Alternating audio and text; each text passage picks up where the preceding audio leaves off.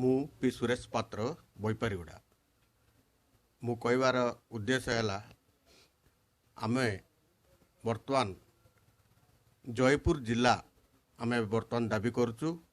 ଏହି ଜିଲ୍ଲା ହେଲେ ଆମେ ନିଶ୍ଚୟ ଆମ ଅଞ୍ଚଳର ବିକଶିତ କରିବା, ଶିକ୍ଷା ସ୍ୱାସ୍ଥ୍ୟ ଆମର ଉନ୍ନତି ହେବ ଏବଂ ଆମର ଏହି ଦାବି ମଧ୍ୟ ଯଥାର୍ଥ ରହିବ, ଯଦ୍ୱାରା ଆମର ସମସ୍ତ ପ୍ରକାର ରାଜନୈତିକ ଅର୍ଥନୈତିକ ଆମର ସାଂସ୍କୃତିକ ଆମର ପର୍ଯ୍ୟଟନର ମଧ୍ୟ ବହୁତ ବିକଶିତ ହେବ।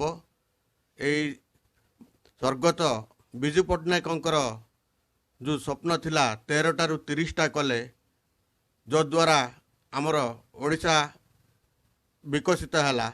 ଠିକ୍ ଆଉ କେତୋଟି ଜିଲ୍ଲା ତତ୍ସହିତ ଜୟପୁର ଯଦି ଜିଲ୍ଲା ହେବ ନିଶ୍ଚୟ ଆମର ବିକଶିତ ହେବ। ଆମ ଅଞ୍ଚଳ ଯେତେ ଛୋଟ ହେବ ସେ ଅଞ୍ଚଳର ସେତେ ବିକଶିତ ହେବ। ତେଣୁ ଆପଣମାନଙ୍କୁ ମୁଁ ଅନୁରୋଧ କରୁଛି, ଆପଣମାନେ ମଧ୍ୟ ଏହି ଦାବିରେ ଆପଣ ଆମର ସାମିଲ ହୁଅନ୍ତୁ, ଯଦ୍ୱାରା ଆମେ ସମସ୍ତେ ଦିନେ ଆଗେଇବା।